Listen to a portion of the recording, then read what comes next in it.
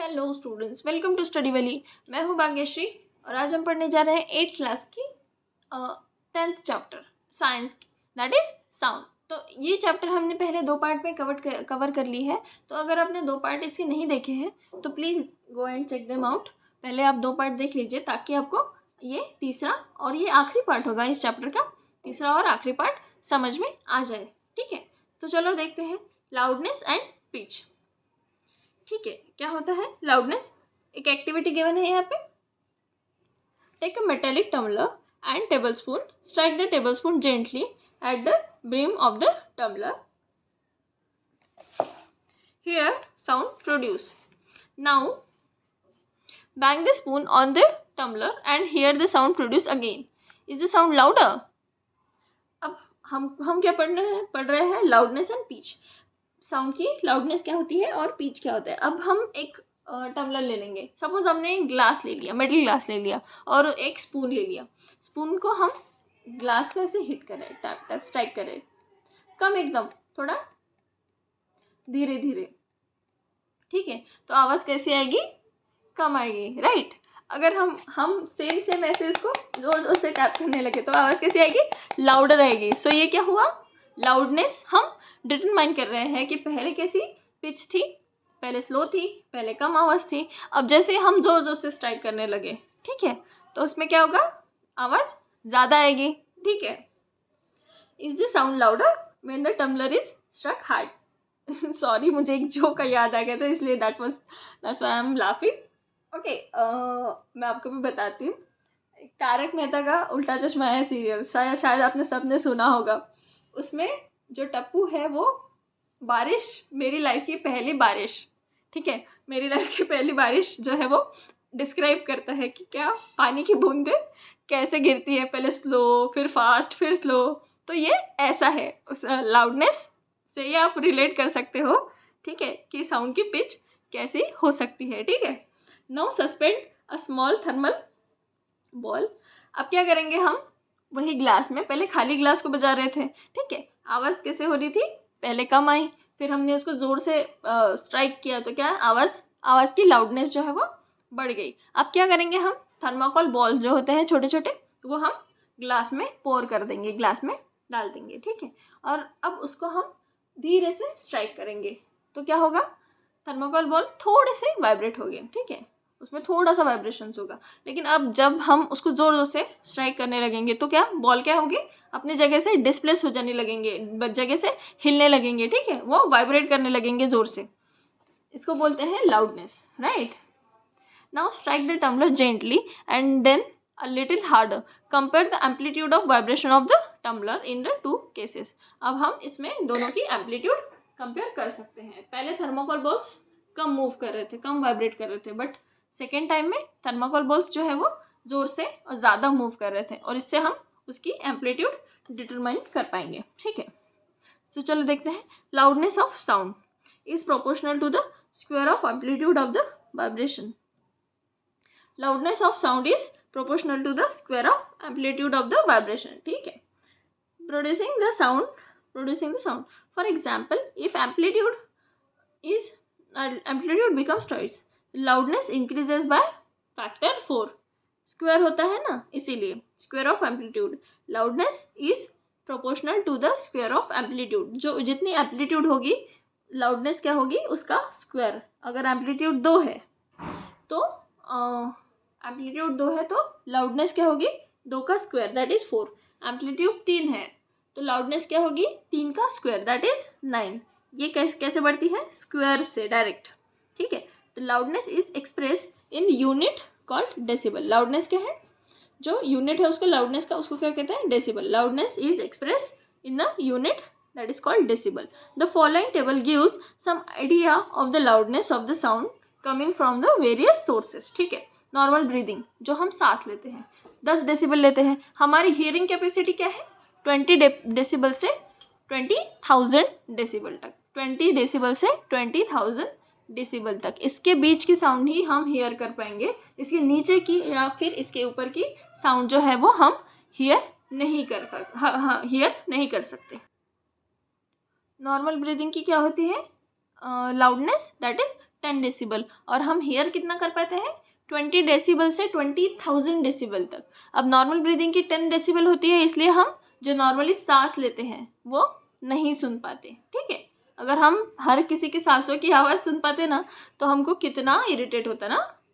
ठीक है, ये जो सॉफ्ट विस्पर है, जो सॉफ्ट विस्पर करते हैं मतलब 5 मीटर तक ये आवाज़ जाती है, वो कितना होती है, उसकी लाउडनेस क्या होती है उसकी 30 डेसिबल होती है, 30 डेसिबल तक उसकी लाउडनेस होती है। नॉर्मल कन्वर्सेशन जो करते हैं, जितना मतलब टीचर पढ़ाते हैं आपको, जैसे मैं पढ़ा रही हूँ नॉर्मल कन्वर्सेशन, तो ये क्या है उसकी लाउडनेस क्या होती है 60 डेसिबल। बिजी ट्रैफिक, हॉर्न की आवाज़, ये वो बाप रे बहुत ज़्यादा, तो क्या वो क्या होती है 70 डेसिबल। ठीक है, थोड़ा सा हमको परेशान भी करती है ये।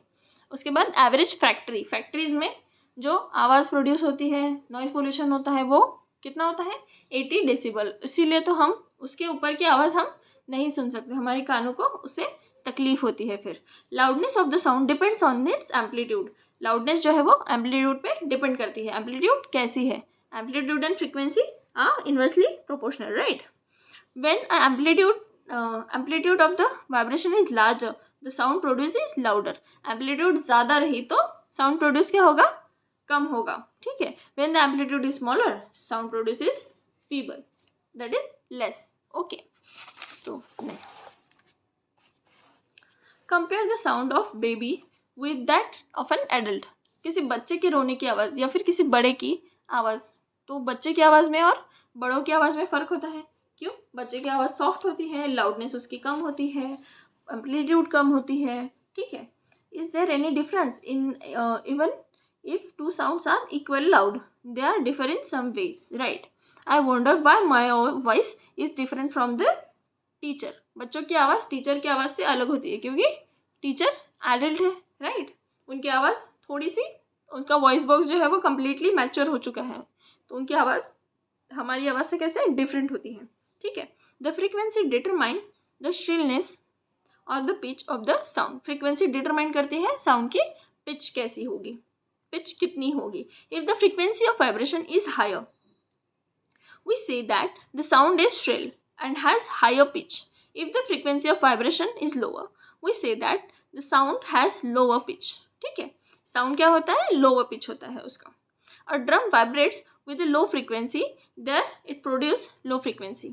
ठीक है, इसमें क्या है, यहाँ पे ड्रम गिवन है, ये अगर हम कम इसको स्ट्राइक करें, थोड़ा धीरे स्ट्राइक करें, तो क्या होगा, इसकी फ्रीक्वेंसी कम होगी, आवाज़ कम आएगी, एम्पलीट्यूड कम आएगी। वही हम इसको ज़ोर ज़ोर से स्ट्राइक करें तो क्या होगा, फ्रीक्वेंसी ज़्यादा होगी, एम्पलीट्यूड ज़्यादा होगी और आवाज़ भी ज़ोर से आएगी, right. Same in the case of whistle. Whistle के केस में ऐसे, अगर हम धीरे से सीटी बजाते हैं, धीरे से बजाते हैं, ठीक है एकदम, तो क्या होगा, उसकी एम्पलीट्यूड कम होगी। ठीक है, बट अगर हम बहुत फोर्स से, बहुत ज़ोर से सीटी बजाते हैं तो एम्पलीट्यूड ज़्यादा होगी और उसमें से नॉइस क्रिएट होगा। ठीक है, next, a low pitch sound. On the other hand, a whistle has a high frequency and therefore produce sound higher pitch. A bird makes the high pitch sound whereas a lion makes a low pitch roar. Wow, that's the difference. ठीक है, birds में क्या होता है, high pitch sound होता है। Bird का गला एकदम छोटा सा, तो बर्ड बहुत जोर जोर से, मतलब कोयल की आवाज़ सुनी होगी फॉर एग्जांपल, कोयल अगर बैठी भी है पेड़ पे तो बहुत दूर तक आवाज़ जाती है उसकी, क्योंकि उसका फ्रीक्वेंसी एम्पलीट्यूड क्या होता है, हाई पिच होता है। ठीक है, बट लॉयन की फ्रीक्वेंसी ज़्यादा लो पिच होता है, बहुत ज़्यादा रोर होता है। ठीक है, उसका एम्पलीट्यूड जो है वो कम होता है। However, the roar of lion is very loud, while the sound of bird is quite feeble. इसीलिए जो साउंड होता है लॉयन का वो ज़्यादा होता है इन कंपैरिजन ऑफ बर्ड। ठीक है, क्योंकि उसका हाई पिच होता है लेकिन फ्रीक्वेंसी कम होती है, पिच हाई होता है। ठीक है, फ्रीक्वेंसी कम होती है पर, और same in the case of lion, उसका लो पिच होता है बट फ्रीक्वेंसी बहुत ज़्यादा होती है, इसलिए उसकी आवाज़ बहुत दूर तक जाती है। ठीक है, every day you hear the voice of children and adults. हम एडल्ट्स की भी वॉइस सुनते हैं और चिल्ड्रन की भी वॉइस सुनते हैं। So do you find the difference in their voice? दोनों की आवाज़ में डिफरेंस होता है ना? हाँ, क्योंकि बच्चों की आवाज़ जो है वो लो पिच होती है, ठीक है, बहुत दूर तक नहीं जाती, लो पिच होती है. Can you say that frequency of the voice of a child is higher than that of an adult. Usually, the voice of women has higher frequency than that of men. Wow, इसका मतलब औरतें ज़्यादा ज़ोर से चिल्ला सकती है, ठीक है, चिल्लाती भी है. ऑडिबल एंड इनऑडिबल साउंड्स, जो हम सुन सकते हैं और जो हम नहीं सुन सकते, ऐसी आवाज़ है. तो मैंने आपको अभी बताया थोड़ी देर पहले कि हम 20 हर्ट्ज से लेके 20,000 हर्ट्ज तक जो आवाज़ होती है वो सुन सकते हैं. 20 हर्ट्ज के नीचे जैसे चींटियाँ भी बात करती है, पर हम सुन पाते हैं क्या? नहीं, क्योंकि उनकी आवाज़ की फ्रीक्वेंसी जो है वो 20 हर्ट्ज के नीचे है. अब बहुत सारी आवाज़, एस्टेरॉइड्स की आवाज़ वगैरह अंतरिक्ष में आती है, बट वो हम सुन पाते हैं क्या? नहीं. क्यों? एक तो मीडियम, और अगर वो हमारे मतलब यहाँ पे आसपास भी हो, वहाँ पे मीडियम हो भी, तो भी हम नहीं सुन पाएंगे, क्योंकि 20 हर्ट्ज से ज़्यादा रहेगी उनकी आवाज़, राइट, फ्रीक्वेंसी. चलो देखते हैं. We know that we need a vibrating body for production of sound. We can hear the sound of all vibrating bodies. The fact is that sound of the frequency is less than 20 vibrations per second cannot be detected by human. मैंने अभी बताया जो 20 vibrations per seconds होते हैं, 20 vibrations per second मतलब that is 20 hertz. 20 hertz की आवाज़ हम सुन पाते हैं और 20,000 hertz तक हम आवाज़ सुन पाते हैं, ठीक है. such are called inaudible voice. मतलब जिसकी वॉइस जो है वो 20 हर्ट्ज के नीचे है, वो हम नहीं सुन पाएंगे, उसी को क्या कहते हैं? हम इनऑडिबल वॉइस कहते हैं, ठीक है. समझ में आया? जिसका वॉइस 20,000 हर्ट्ज के नीचे या फिर 20 किलो थाउजेंड, मतलब 20 kilo thousand, that is 20 kilo hertz मतलब 20,000 हर्ट्ज, ठीक है. 20,000 20 के नीचे, 20 हर्ट्ज के नीचे और 20,000 के ऊपर जो भी वॉइस है जो हम नहीं सुन पाते, उसको इनऑडिबल साउंड कहते हैं. याद रखना, 20 हर्ट्ज के नीचे और 20,000 हर्ट्ज के ऊपर जो भी फ्रीक्वेंसी रेंज आती है उसको हम नहीं सुन पाएंगे, क्योंकि हमारी हियरिंग कैपेसिटी उतनी ही है, उसको इनऑडिबल वॉइस कहते हैं, ठीक है. Such sounds are called inaudible. On the higher side, sounds frequency higher than 20,000 vibration per second, that is 20 kilohertz, are also not audible to human ear. Thus, the human ear range audible frequency is 20 to 20,000 hertz. ठीक है. Human audible frequency is roughly 20 to 20,000 hertz. इसको याद रखना, ठीक है. Some animals can hear sound frequency higher than 20,000 hertz. तो इसमें क्या आते हैं? डॉग्स भी ऐसी आवाज़ सुन पाते हैं, इसीलिए डॉग्स को हमेशा पुलिस लोग अपने साथ रखते हैं, क्योंकि वो पुलिस की विसल, पर्टिकुलर एक विसल सुन के इन्वेस्टिगेशन में हेल्प करते हैं, ठीक है. The ultrasound equipment familiar to us for investigating and tracking many medical programs. Ultrasound भी हेल्प करती है. अल्ट्रासाउंड हम सुन पाते हैं क्या? नहीं. पानी में जो वाइब्रेशन आते हैं सुन पाते हैं क्या? नहीं. बट वहाँ पे भी उसकी फ्रीक्वेंसी हायर होती है 20,000 हर्ट्ज से, इसीलिए हम वो नहीं सुन पाते, बट वो भी हमारे लिए बहुत यूज़फुल है.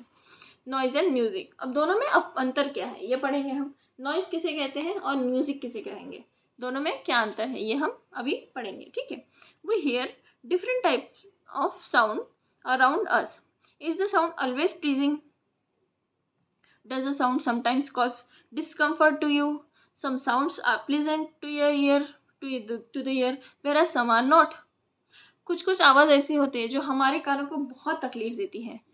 कुछ अच्छी लगती है, जैसे म्यूज़िक सुनना किसी को पसंद है, अच्छा लगता है, बट वही अगर म्यूज़िक बहुत लाउड आवाज़ में अगर बजे तो वो हमारे कानों को क्या करता है? डिस्कम्फर्ट प्रोड्यूस करता है, हमको तकलीफ देता है. Suppose construction work. Of course construction work की आवाज़ किसी को भी पसंद नहीं आती होगी, ठीक है. Suppose construction work is going on in your neighborhood. Are the sound coming from the construction site pleasing? नहीं. Do you enjoy the sound produced by the horns of the buses? नहीं, बिल्कुल नहीं. ये जो है साउंड क्या करते हैं? हमारे कानों को तकलीफ देते हैं, ये नॉइज़ प्रोड्यूस करते हैं. Such unpleasant sound are called noise. Noise किसे कहते हैं? जो साउंड हमारे कानों को तकलीफ देती है, अनप्लीजेंट साउंड, उसको नॉइज़ बोलते हैं, ठीक है. इन classroom, if all the students speak together, what would the sound produce? Noise. ठीक है, वो भी एक noise होगा. On the other hand, you enjoy sound from the musical instrument. जो म्यूजिकल इंस्ट्रूमेंट से आता है वो हम साउंड एंजॉय करते हैं क्योंकि वो साउंड प्लीजेंट होता है. तो वो साउंड अच्छा लगता है हमको, प्लीजेंट साउंड होता है, उसको हम नॉइज नहीं कहेंगे. In one which is pleasing to our year.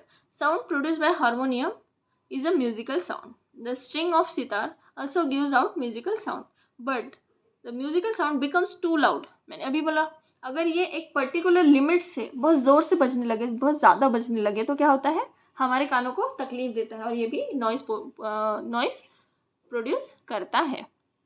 अब देखो हम पढ़ेंगे नॉइस पोल्यूशन के बारे में. You already know about air pollution. Air pollution तो पता ही है. अब क्या पढ़ेंगे हम? एयर पोल्यूशन है, वाटर पोल्यूशन है, ठीक है, सॉइल पोल्यूशन है, बहुत सारे तरीके के पोल्यूशन है. अब हम इसमें पढ़ेंगे थोड़ा नॉइस पोल्यूशन के बारे में. You already know about air pollution. ठीक है, presence of unwanted gases and particles in the air is called air pollution. Okay, similarly presence of excessive unwanted noise in the environment is called noise pollution. ठीक है, unwanted unpleasant sound, ठीक है, unwanted presence of excess unwanted sound is noise pollution. ठीक है, याद रहेगा, presence of unwanted excessive sound is noise pollution. ठीक है, can you list some sources of noise pollution? Major cause of noise pollution are the sound of vehicle किससे होता है, explosion including होता है bursting फायर क्रैकर. इसीलिए तो दिवाली में पटाखे जलाते हैं ना, तो बहुत सारे लोग बोलते हैं नॉइस पोल्यूशन नहीं करना चाहिए, एयर पोल्यूशन नहीं करना चाहिए, क्योंकि पटाखों से जो आवाज़ आती है वो भी अनप्लीजेंट रहती है, वो भी एक नॉइस का पार्ट है. ठीक है, machine, loud speaker, these are also cause noise pollution. ठीक है, what source in the home may lead to the noise? Television, transistor, radio at a high volume, desert cooler, जो भी है मशीनरीज हम यूज़ करते हैं घर में जो एकदम हाई वॉल्यूम पे यूज़ होती है, उसको हम अवॉइड कर सकते हैं. ठीक है, उसको कम वॉल्यूम पे या फिर वहाँ पे क्या कर सकते हैं, हम साइलेंसर लगा सकते हैं हर जगह. ठीक है, इसको हम सब चीज़ों को क्या कहेंगे, हम नॉइस पोल्यूशन कहेंगे. अब next, what are the harm of noise pollution? Noise pollution से क्या हो सकता है? लैक ऑफ स्लीप होगा. अगर आपके आजू बाजू बहुत ज़ोर से गाने बज रहे हैं, आपके सोने का टाइम है और आपके आजू बाजू बहुत ज़ोर से गाने बज रहे हैं, तो क्या होगा? हमारे एरिया में तो ऐसा बहुत बार होता है, शादियों में वगैरह तो गाने बजते रहते हैं या फिर डीजे बजते रहता है, तो क्या होता है, नींद नहीं आती है. लैक ऑफ स्लीप से क्या होता है, हाइपर टेंशन बढ़ता है, एंजाइटी बढ़ती है. ये सारी चीज़ें जो है वो हमें हमारे हेल्थ पे बहुत इफ़ेक्ट करती है, बहुत निगेटिव इफ़ेक्ट करती है. ठीक है, do you know that presence of excessive noise in the surrounding may cause many health related problems.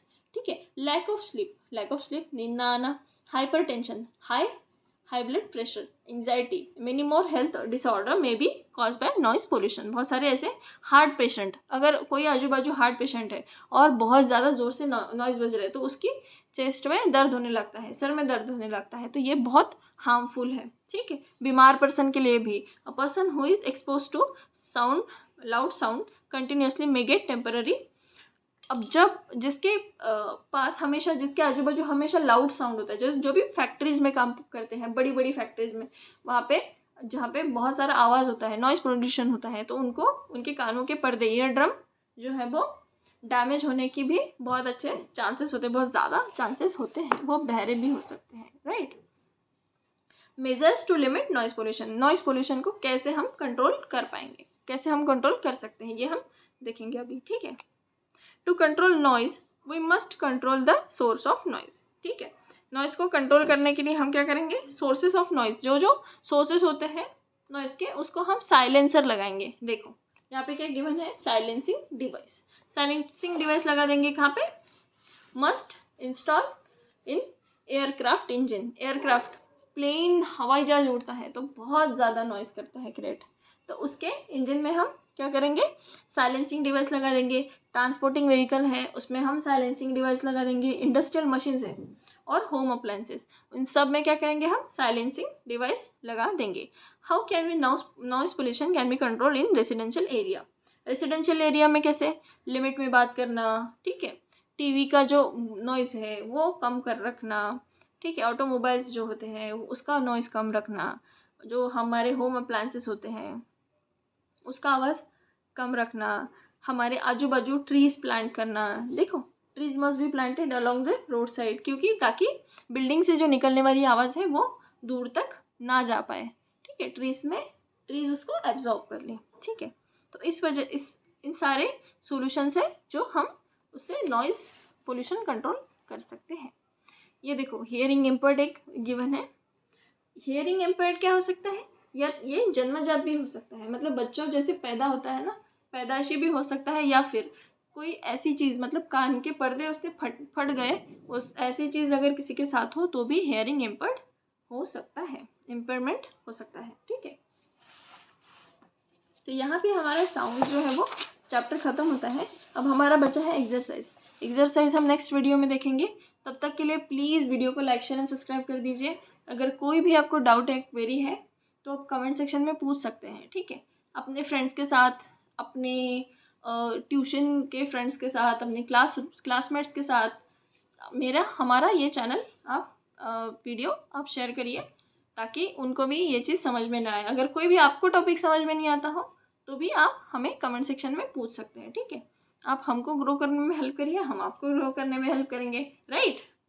So thank you for watching, goodbye, take care.